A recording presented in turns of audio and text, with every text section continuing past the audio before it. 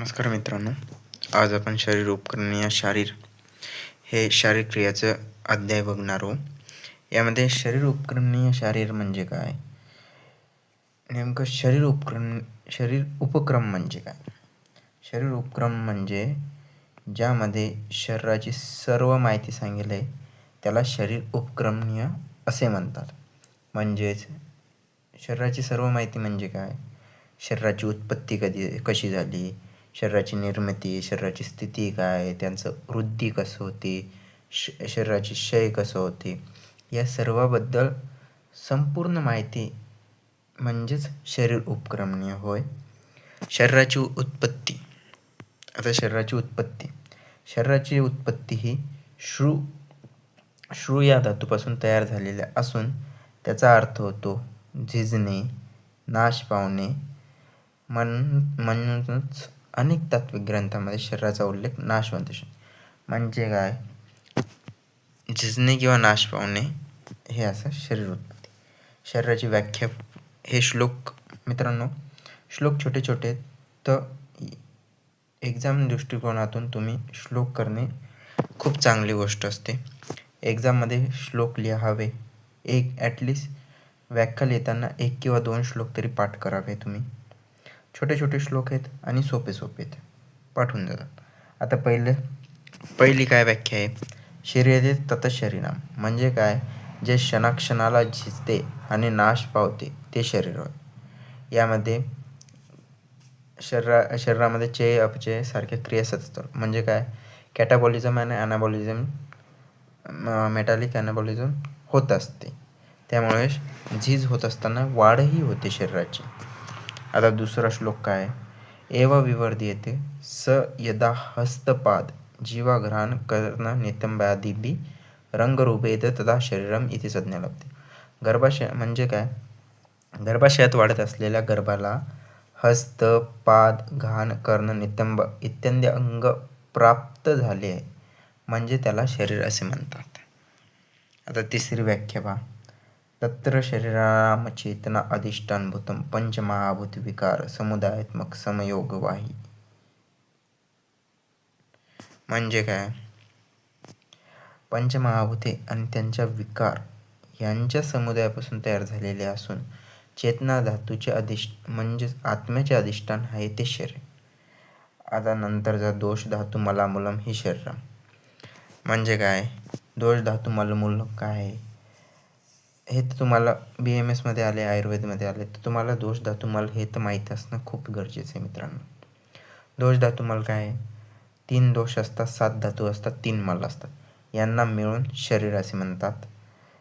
याच्यात 2 स्थूल शरीर, सूक्ष्म शरीर. त्याच्यानंतर खाद्यचेष्टा, षष्ठ धातू पुरुष स्मृतम म्हणजे काय, पंचमहाभूते काय आहे, पृथ्वी, आकाश, वायू, तेज आणि जल या 5 महाभूतांना पंचमहाभूते म्हणतात. ते पंचमहाभूते आणि 6वा आत्मा यांच्या समुदायाला पुरुष असे म्हणतात. त्यानंतर आता शारीर म्हणजे काय, शरीरम अधिकृतम कृतम तंत्रम शारीरम म्हणजे काय, शरीराला आधारभूत धरून जे शास्त्र किंवा तंत्र तयार केले जातात त्याला शारीर म्हणतात. यालाच आपण ॲनाटॉमी, शरीररचना आणि शरीरशास्त्र असेही म्हणतो. त्यामध्ये आणखीन ॲनाटॉमी, फिजिओलॉजी येते. आता आपण बघू षडंग शरीर म्हणजे काय, की शरीराच्या अभ्यासाच्या दृष्टीने म्हणजेच ॲनाटॉमीला 6 भागामध्ये विभाजित केलं आहे. स्टडीच्या दृष्टीने, अभ्यास करण्याच्या दृष्टीने. शाखा चतस्र, 4 शाखा, 2 हात 2 पाय, मध्य पंचमा. हे बघा, शाखा चतस्र म्हणजे काय, 2 हात 2 पाय, त्याला शाखा चतस्र म्हणतात. मध्य पंचमा म्हणजे मला थोरॅक्स आणि ॲबडॉमेन आणि ट्रंक इतका भाग, आणि षष्ठ शिर येते. ऊर्ध्वजत्रू म्हणजे षष्ठ भाग येते. 4 शाखा, मध्यम शरीर, श्रीवाग्रीवम. अशा प्रकारे आयुर्वेद आचार्यांनी शरीराचे 6 प्रमुख विभाग पाडले. त्याला आपण षडंग, 6 प्रमुख अंगे असे म्हणतो. आता शवविच्छेदन पद्धती. शवविच्छेदन पद्धती म्हणजे काय मित्रांनो? पोस्टमॉर्टम. पोस्टमॉर्टम हे खूप BMS मध्ये किंवा पोस्टमॉर्टम माहीत असणे हे खूप गरजेचं आहे. तर याची तुम्हाला विस्तारपूर्वक माहिती आता सांगू आपण. शवविच्छेदन पद्धती म्हणजे काय?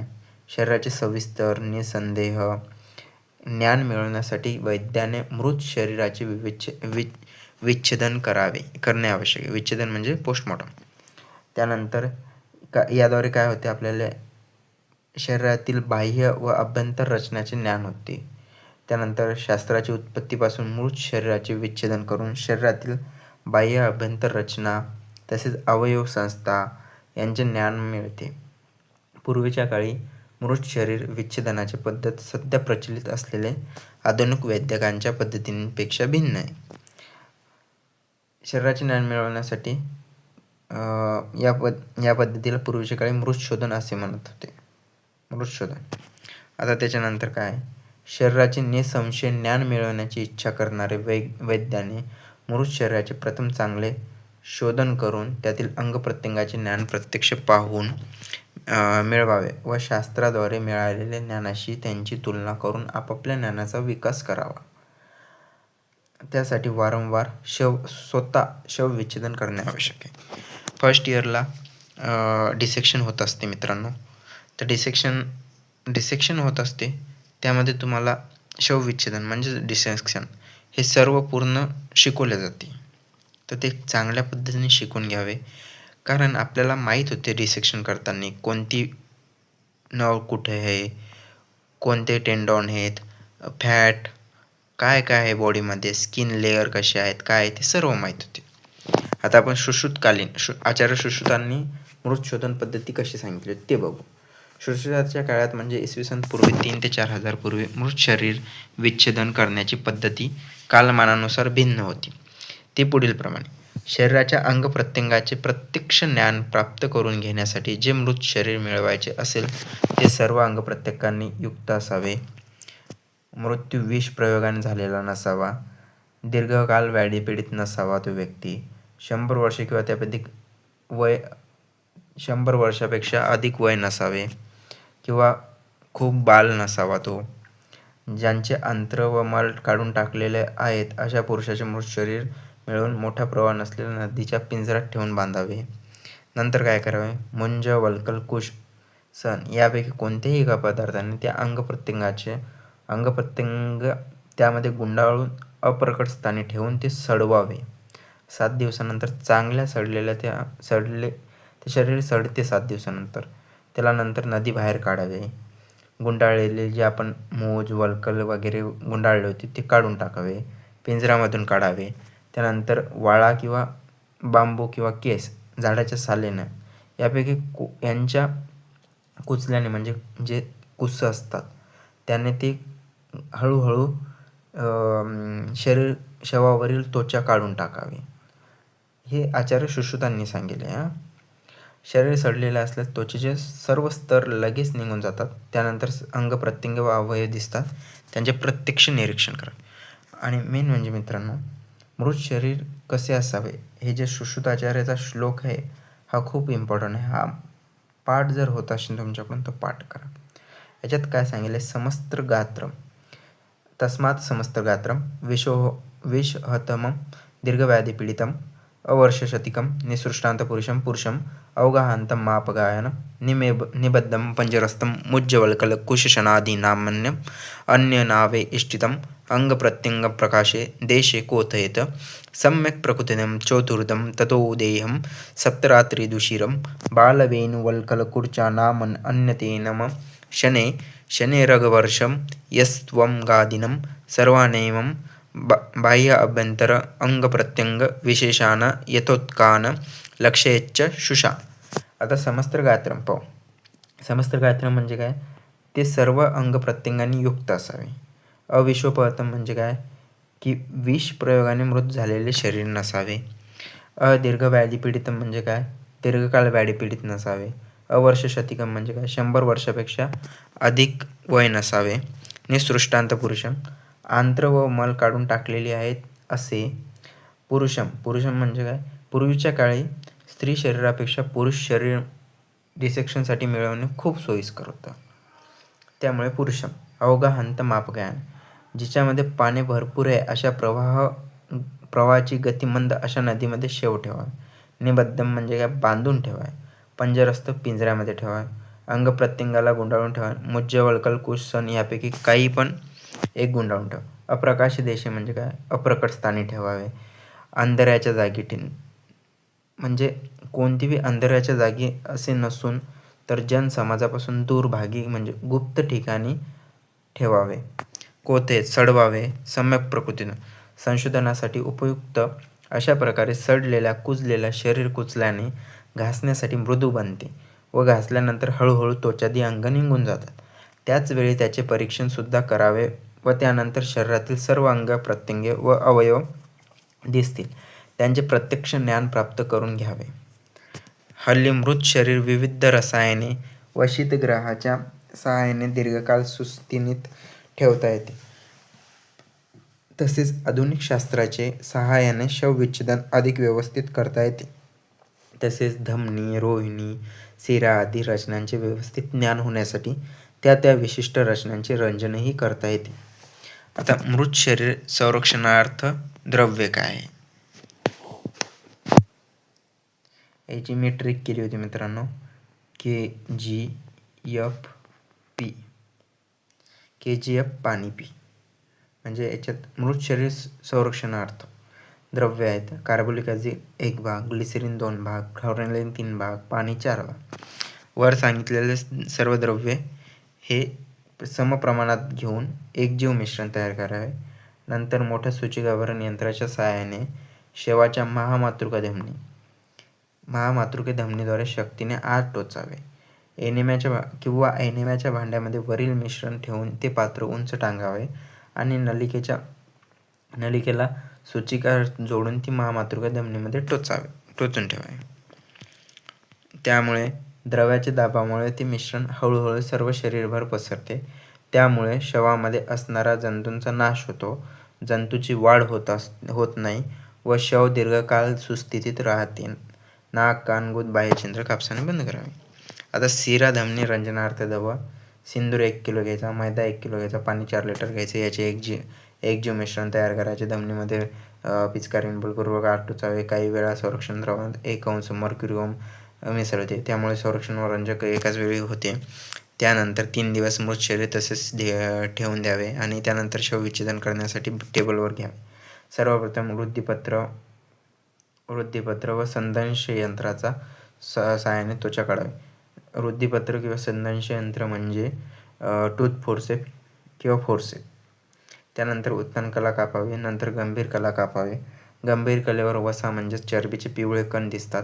त्यानंतर धमन्या, शिरा, चेतना, पेशी, स्नायू, त्यावरील कोश, आवरणे, गंभीर लसिका, अवयव, त्यांची स्थिती व त्यानंतर अस्थिसंधी या रचना दिसतात. आता आपण बघू धातुभेदाने पुरुष संघटन. पुरुष शब्द म्हणजे काय? पुरुष शब्दाची निरुक्ती पहिले. पुरुषेते इति पुरुष म्हणजे शेते म्हणजे राहणारा, वास करणारा.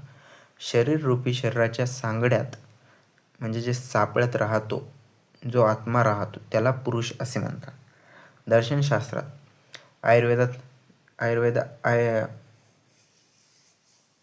आयुर्वेदमध्ये पदार्थ विज्ञान सब्जेक्ट आहे. पदार्थ विज्ञानमध्ये तुम्ही दर्शनशास्त्र खूप चांगल्या पद्धतीने शिकत असाल. दर्शनशास्त्रामध्ये पुरुष शब्द हाच अर्थी योजला जातो. शरीराच्या समूहाचे नाव पुरुष नव्हे तर त्या अवयवांचा जो मालक चालक म्हणजे त्यांच्या आत जो राहतो किंवा जो अव्यक्त पदार्थ म्हणजे आत्मा आहे तोच पुरुष आहे. आता पुरुष याला भरपूर आहे ते बघू आपण काय.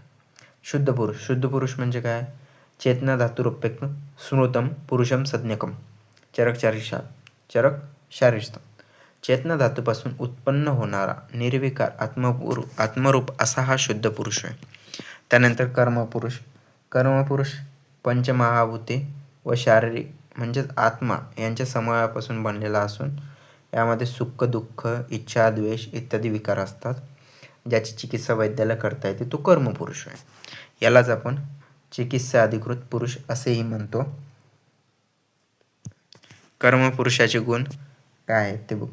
सुख दुःख, इच्छा द्वेष, प्रयत्न, प्राण, अपान, उन्मेष, निमेष, बुद्धी, मन, संकल्प, विचारणा, स्मृती, विज्ञान, अध्यास इत्यादी विषय उपलब्धी हे कर्मपुरुषाचे गुण आहेत.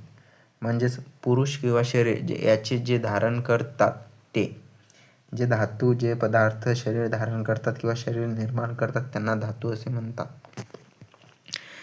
आता धातू काय आहेत ते बघ. एक धात्वात्मक पुरुष म्हणजे काय? चेतन म्हणजे आत्मा हा शुद्ध पुरुष होय. चेतन धातू म्हणजे एक धात्वात्मक पुरुष होय. द्विधात्वात्मक मध्ये काय? क्षेत्र आणि क्षेत्रज्ञ युक्त पुरुष. क्षेत्र म्हणजे शरीर, क्षेत्रज्ञ म्हणजे त्यात राहणारा आत्मा. अग्निसोमात्मक म्हणजे काय? अग्निसोम या दोन गुणाच्या अग्निसोमात्मक अग्नि आणि सोम या दोन गुणाच्या मिळून अग्निसोमात्मक पुरुष. त्यानंतर त्रिधात्वात्मक पुरुष. त्रिधात्वात्मक मध्ये पहिले आहे ते त्रिदंडात्मक पुरुष. त्रिदंडात्मक मध्ये येते सत्व म्हणजेच मन, आत्मा आणि शरीर या त्रिदंडांच्या पायावर सर्व शरीर क्रिया आयुष्य आधारित आहे, म्हणून त्यांना त्रिधात्वात्मक पुरुष असे म्हणतात.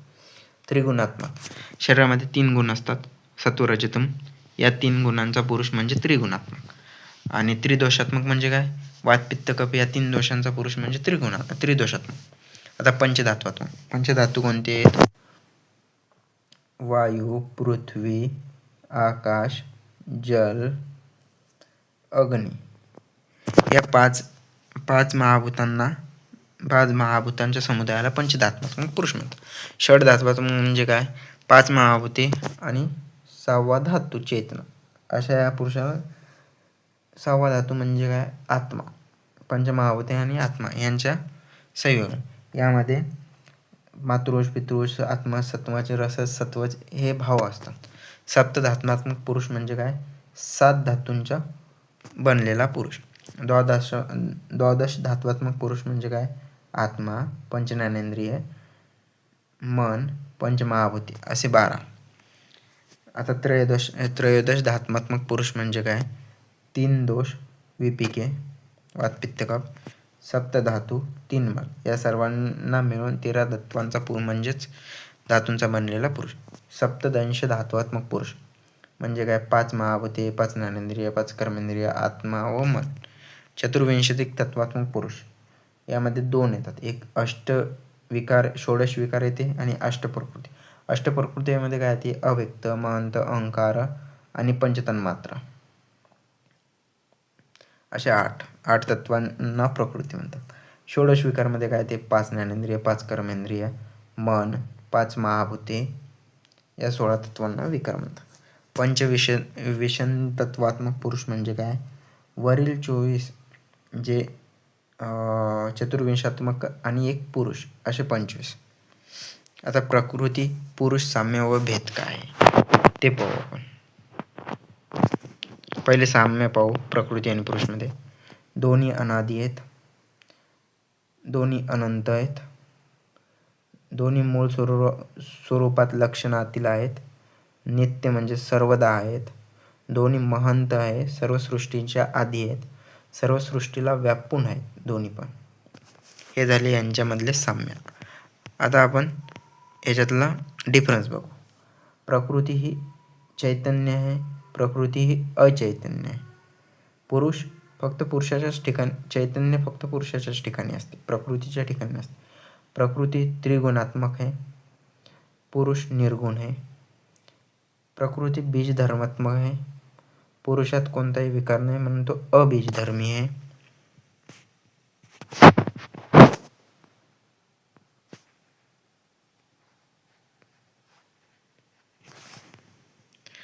प्रकृती प्रसवधर्मी आहे, पुरुष अप्रसवधर्मी आहे. प्रकृती मध्यस्थ धर्मत्व आहे, पुरुष सुख दुःख इच्छा इत्यादी भावनेत मध्यस्थ धर्मिणी.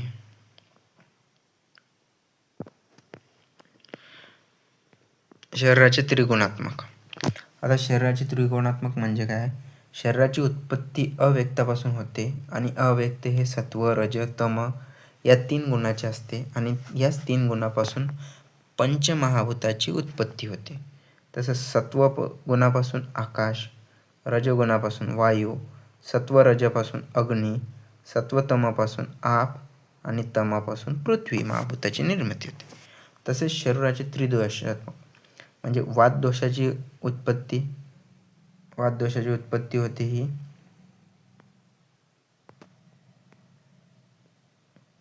वायू आकाशमुळे, पित्ताची होती तेजामुळे, कफाची होती आप आणि पृथ्वीमुळे.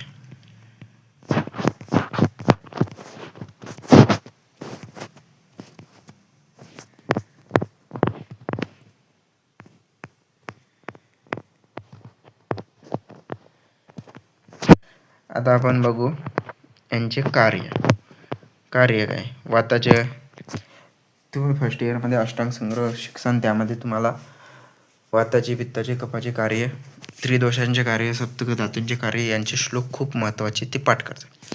वाताचे कार्य काय आहे? श्वास, उश्वास, निश्वास, उत्साह, हालचाल, रस, रक्तादी इत्यादी धातूंची गती, पुरुष, मूत्र, स्वेद इत्यादी मल व शुक्र आर्तव यांना वेगाने बाहेर सोडणे व वेग नसताना धारण करणे. पित्ताची शरीराची उष्णता,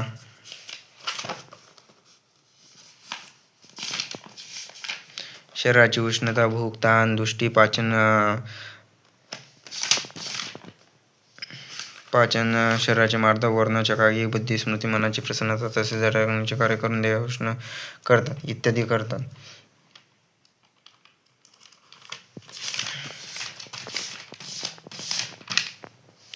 तुम्हाला एक गोष्ट सांगतो. वाताचे कार्य काय? उश्वास, श्वास, निश्वास, चेष्टा, वेग, प्रवर्तने, सम्यगात्याच्या धातूनाम अक्षरांना पाठविण्याच्या अनुगृहत विकृता. पित्ताचं काय? पित्तत्पत कुष्मदर्शने, श्रुतुरुची प्रभा मेधादी, शौर्यतनुमार्दवे. कफाचं काय? श्लेष्मा, स्थिरत्व, स्निग्धत्व, संधिबंधम, क्षमादिवी. म्हणजे काय? वात हा उत्साह, श्वासोश्वास, चेष्टा, मलमूत्रादीचा उत्सर्ग करतो, धातूंचे स्वमार्ग गमन करतो, इंद्रियाची विषय शक्ती ग्रहण करतो. हे प्राकृत वाताचे कार्य. पित्ताचे काय? पित्तपचन, उष्णता, दर्शनशक्ती, क्षुधा, तृष्णा, रुची, कांती, मेधा, प्रज्ञा, शौर्य, देहमार्दव, पाचन इत्यादी करतो. कफ अस्थिचे संधीचे निर्माण करून तो बळकट राखतो, स्थैर्य करतो, सर्व देहाला स्नेहन करणे, भरकन करणे, देहपोषण व बळ व स्थिरपणा. याच्यानंतर आपण बघू की उत्पत्ती कशी झाली पुरुषाची. अव्यक्तापासून महंत, महंतापासून अहंकार, अहंकारापासून सत्व, रज, तम इतक्या झाले.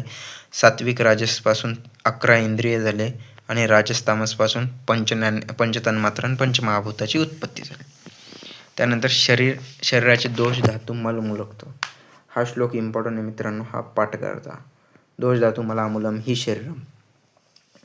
वाग्भट 11वा अध्याय म्हणजे दोष आदी विज्ञानियम अध्याय व्याख्यासंमधला हा श्लोक आहे. दोष धातू मल हे शरीराचे मूल घटक आहेत. शरीरात 3 दोष, 7 धातू मल, 3 मल यापासून बनलेले आहे.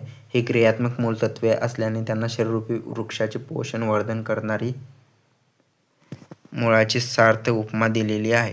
त्यांची विकृतीवरच शरीराची प्रकृती विकृती अवलंबून असते. दोष म्हणजे काय? दुष्यंती इति दोषा.